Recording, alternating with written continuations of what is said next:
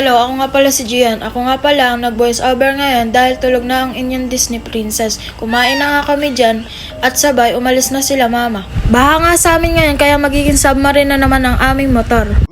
Dito nga sa part na to ay nagpakit sila mama bago sumabak sa initan. In-game na naman sa ganda-gandahan.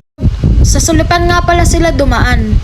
Nadaanan nga din pala nila ang Jed's Island Resort na medyo malapit sa aming bahay. Pinatignan na nga din dito ni Papa ang motor ni Mama dahil walang araw na hindi ito sira. Dito nga sa part na to ay papunta na sila ng Apalit. Nadaanan nga din pala nila ang Kalumpit Bridge dito bago makapunta sa Apalit. Nakapunta na nga pala sila sa Big Save para bumili ng mga gamit.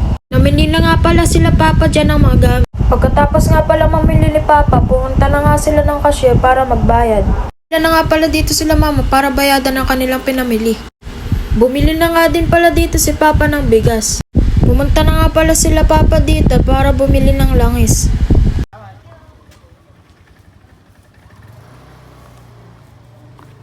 Nandito na nga po pala sila sa parkingan. Pinarking na nga po pala ni Papa dito ang motor dahil ang submarine ang gagamitin nila.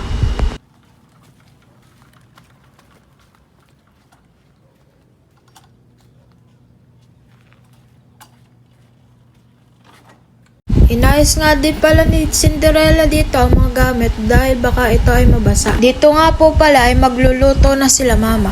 Binalibag nga po pala ni Cinderella ang mga manok para daw po ito ay satisfy.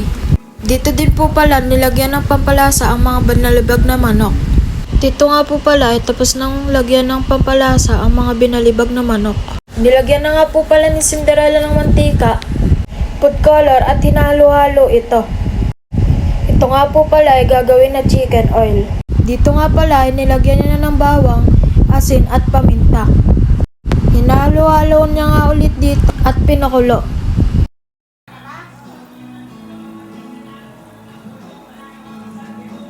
Dito nga po pala ay sinali niya sa strainer para mabukod sa bawang.